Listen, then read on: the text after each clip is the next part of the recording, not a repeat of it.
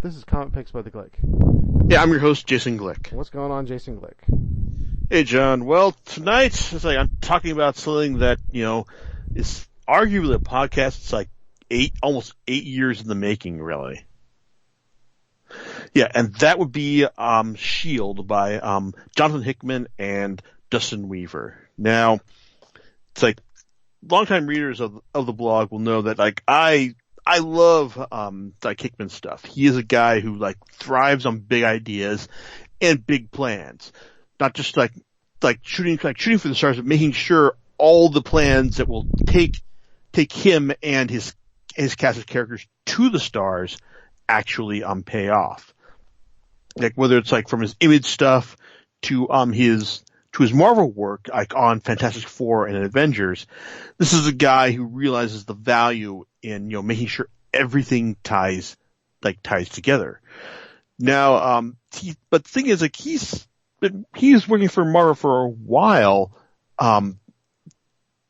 Starting with his first extended work in Secret Warriors, then going on to Fantastic Four, and then his magnum opus with Avengers, which eventually saw him, go, okay, I've done all I can with. I've ended the one universe in the Marvel continuities. There's nothing I can do to top this. Okay, I'm out. I'm gonna go and do stuff. Focus on creative owned stuff with Image and all. So again, he did that. Focused, delivering us.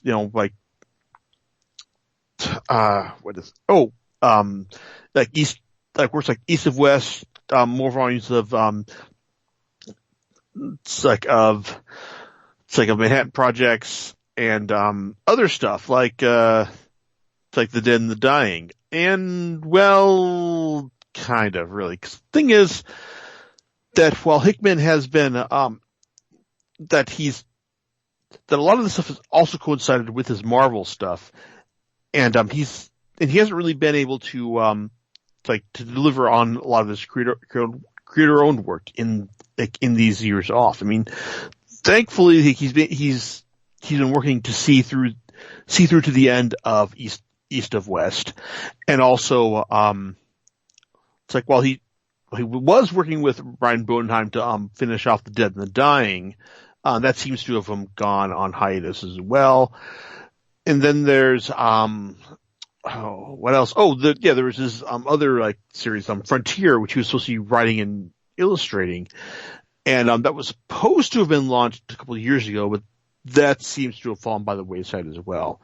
In fact, now it's everyone's getting on board the hype train for his X-Men work, for both House of X and Powers of X, which on one hand I had serious reservations about, because it sounded like Hickman was only signed on to do these two miniseries.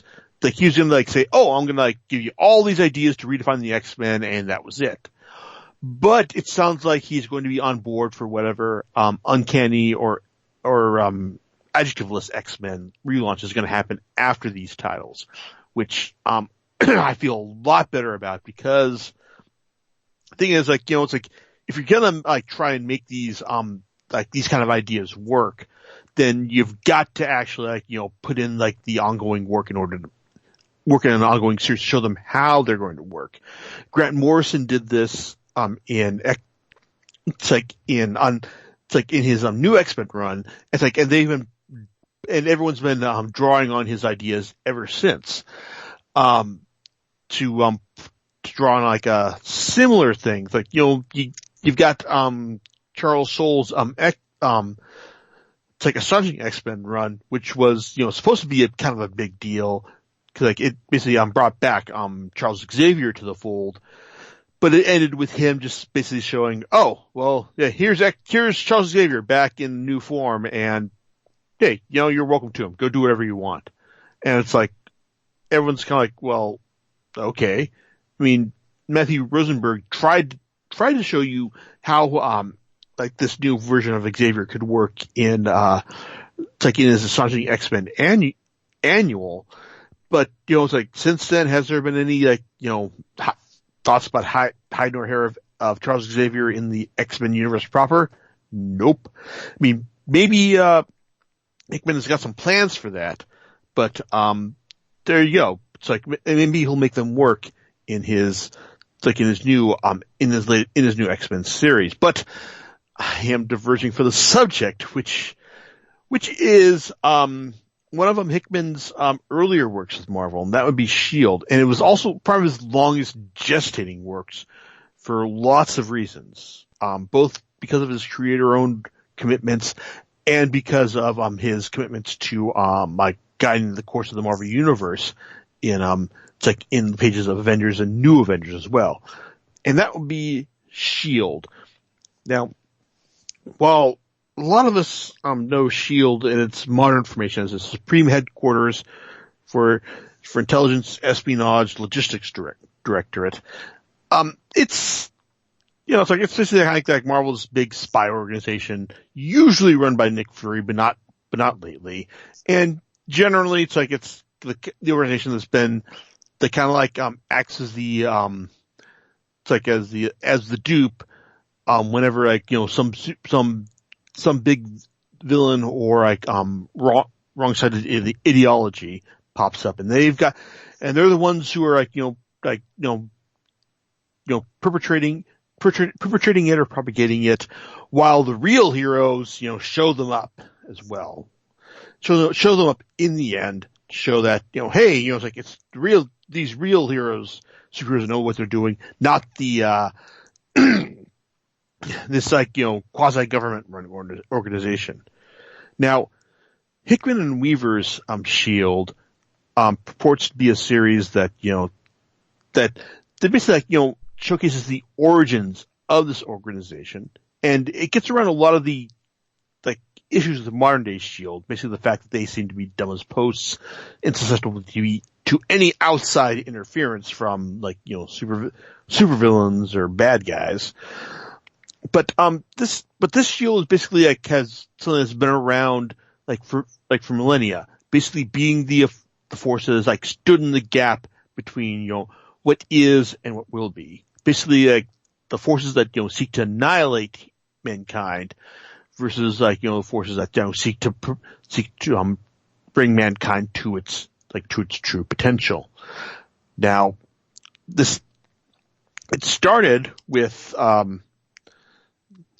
with Imhotep back in the back in 2600 BC, and him fending off a brood invasion. It's in that era, and basically literally establishing the name the organization of the S.H.I.E.L.D., and then continuing on through the millennia, encompassing names like Zhang Heng from China, Leonardo da Vinci, Isaac Newton, Galileo Galilei, and Michelangelo. So basically the core idea of S.H.I.E.L.D., it's before we get into the big ideas that Hickman wants to propagate in this series, it's is the idea that in a universe, in the Marvel universe that is filled with superheroes, all these big idea people, these people who establish their themselves as legendary people throughout all time, were kind of superheroes in themselves. It's they stood up when when humanity was threatened by external threats, when Imhotep stood against the Brood, or we find out that Galileo established a big ass laser cannon to take on the advent of Galactus in the 1600s. They were willing to step up against these threats that threatened humankind. And this is an idea that I can get behind. The idea that that in the universe that is known for superheroes, all these famous thinkers and idea people were were superheroes before their time. And if you can get behind that idea, then S.H.I.E.L.D. is going to work for you. But the thing is, with S.H.I.E.L.D. though, it's probably the closest that Hickman has come to doing one of his big idea miniseries in the Marvel universe. Because while he's best known for stuff like for ongoing titles like East of West and Manhattan Projects, whenever he gets that going again, but his other miniseries that helped establish his name, like the Nightly News, Pax Romana, Red Mass for Mars, those were all just hey, he's throwing out just like big ideas in a small miniseries format. Spencer, to the extent that he didn't have to contend with the long-term implications of these ideas. He just said to throw them out there and, hey, as long as the readership out there were cool, it's like they could just survive on that. S.H.I.E.L.D. is a bit different in the sense that, it's a 12 issue plus a one shot of extraneous side stories. And but it does have lots of big ideas, such as the idea the person who stands in the gap between what is and what will be. It's like what happens when one person that identifies with how the world will end versus what infinite possibilities it will represent, that kind of thing. And the S.H.I.E.L.D. is basically a series of really big ideas, and more than just being Hickman's attempt to do really big idea stuff in the Marvel universe. It's also kind of feels like his attempt to do a European style graphic novel in the context of the Marvel universe, because it's well, okay, I haven't had a whole lot of extensive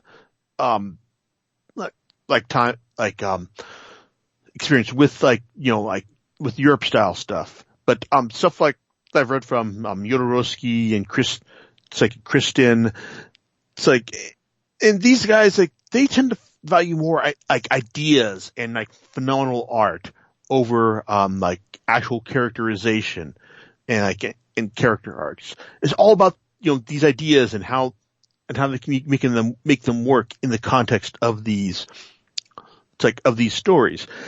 And S.H.I.E.L.D. Well, S.H.I.E.L.D. is very much like that, because even though it starts off introducing us to the story to this kid, Leonid, who is recruited into the organization of the S.H.I.E.L.D. Essentially forcibly by none other than Nathaniel Richards and Howard Stark, and yes, those last names matter.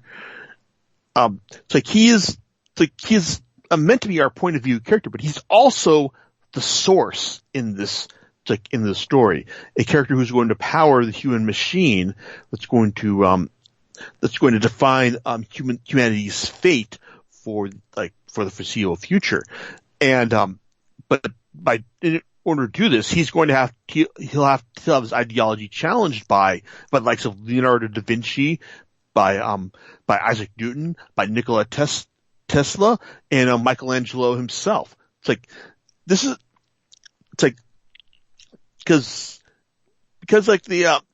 the series basically like I said, it's all about introducing these characters into the wider fabric of the Marvel universe. And I think that Hickman does like I said, if you can buy into that, and the idea that Michelangelo, that Da Vinci as the person who's advocating free will, and Newton as the person who's advocating oh well, I know how the world is supposed to end, so then there's no point in running from that. It's all about this conflict of of big ideas, and also just how Leonid kind of fits into this, this character who's meant to be greater things, be for greater things, and how he eventually brings some kind of closure to this schism. Now, but the thing is, this is all about ideas. It's all about what these characters represent. I mean, Da Vinci represents free will, as does Michelangelo. Newton represents, fatality and, being destined to your fate and all. And then there's,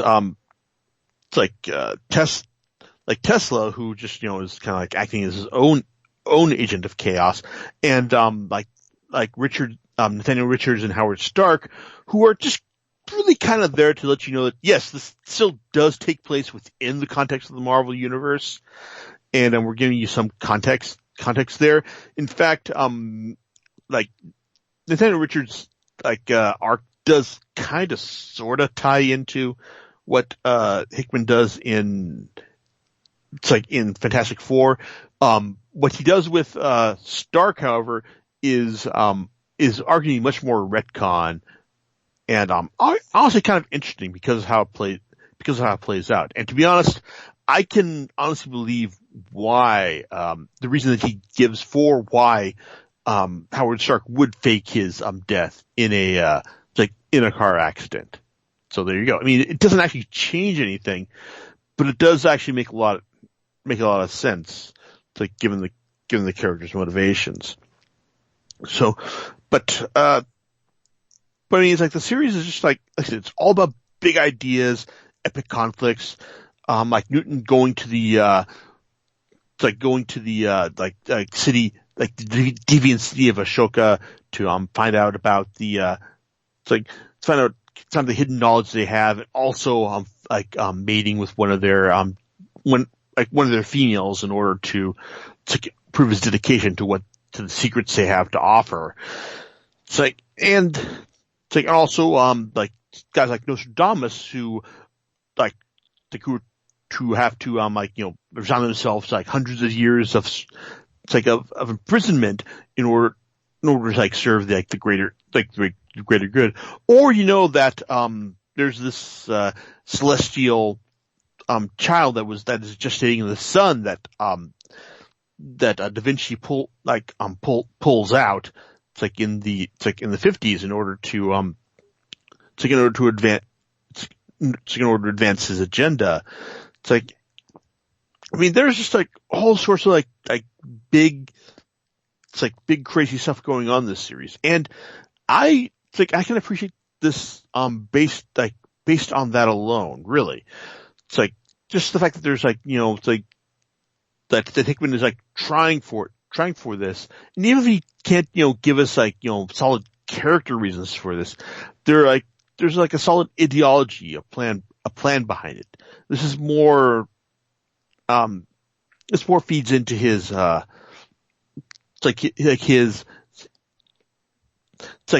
big plans, the big plan side of his brain that gives us the epic arcs that led into Avengers and New Avengers that led to Secret Wars, but it lacks the strong character personalities that drove those as well, because these characters here are more mouthpieces for his ideologies.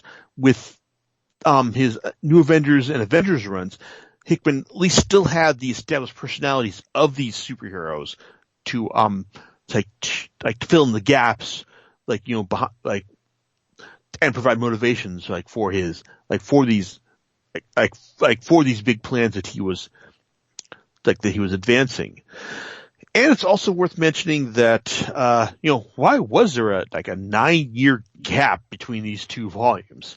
Because I waited until the first volume was in paperback, and that was in 2011, and the second volume didn't hit paperback until 2019. So what the hell happened?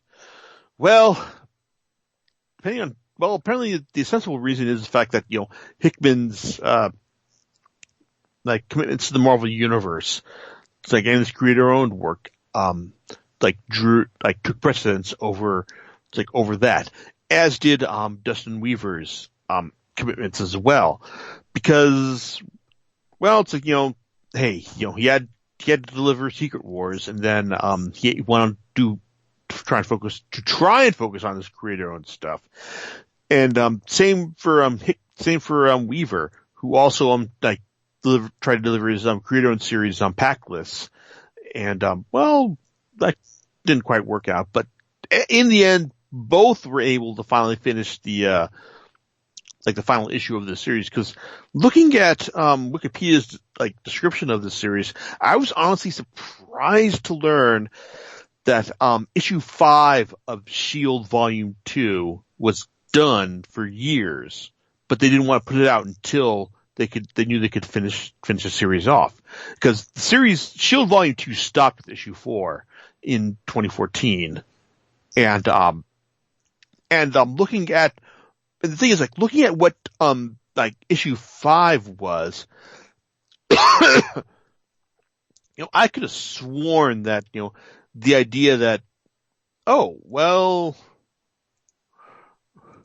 it's like, well, you mean the fact that like, it would have taken like Hickman could have looked at known what he wanted to do for issue 5 of S.H.I.E.L.D. Volume 2 and thought, oh wow, I know exactly what I want to do, but this is so fucking tough, and I've got like all this other stuff to take care of. I'm just gonna let this sit for a while until I have the time to deliver what it needs, because S.H.I.E.L.D. Volume 2 issue 5 is really kind of amazing in terms of a like formulist execution perspective, because it takes place on 3 different time levels, basically all in the year 2060, but in terms of what is, what could have been, and what will be. And it's basically like almost like 3 separate issues in one, like showing you the conflict against from the Unit and his allies in the S.H.I.E.L.D. against Isaac Newton's agenda.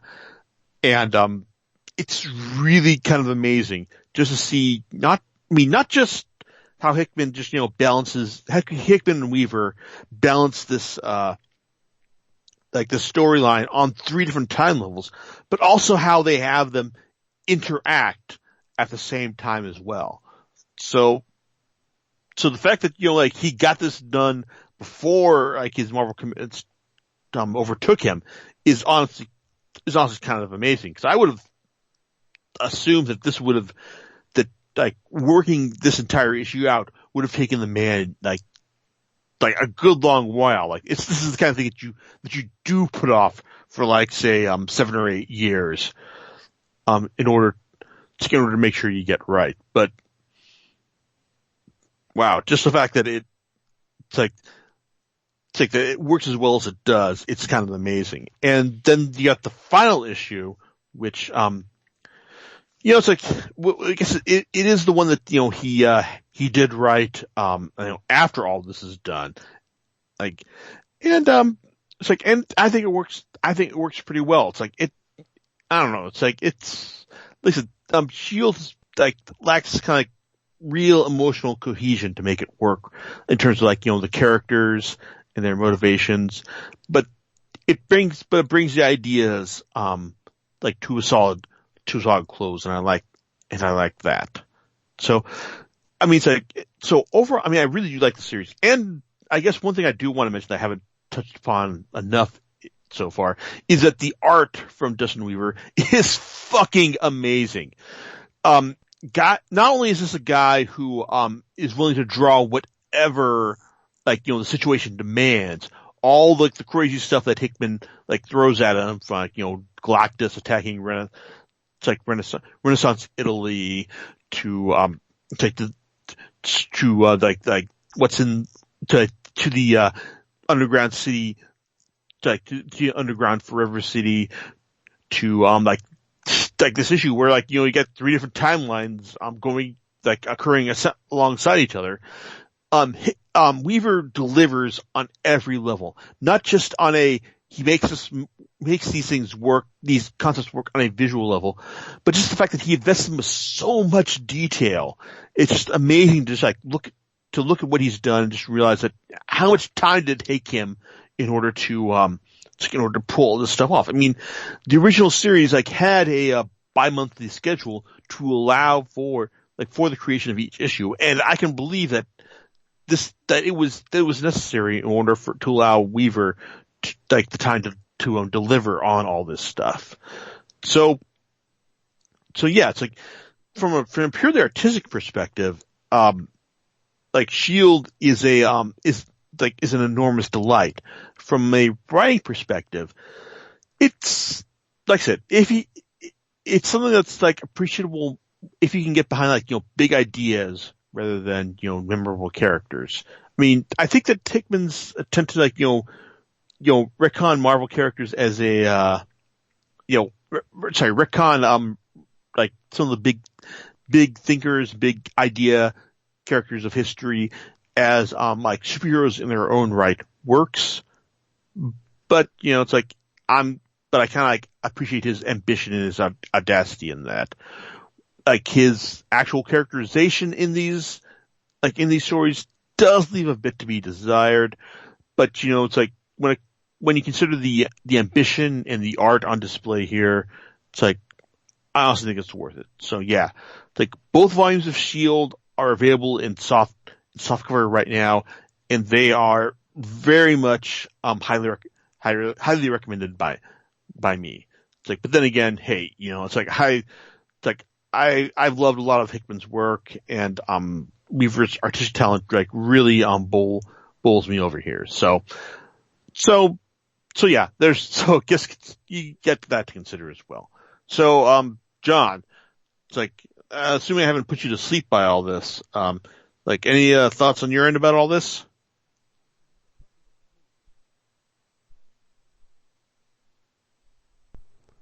So, you never put me to sleep, man. Yes, yeah, you did take your time responding to that though. So That's because I was talking with my mute button on. okay, you weren't fronting off the Chinese then. No. We love the Chinese. I'm sure that many of them listen to this podcast. Mm-hmm. Anyway, no, I don't have anything. However, do you know what you're going to talk about next time? It is most likely going to be like something else that has been another series that's been even longer in the making than this one, and that would be Mage by Matt Wagner. All right, we'll So, catch you next time on Comic Picks by the Glick. all right, laters. See ya.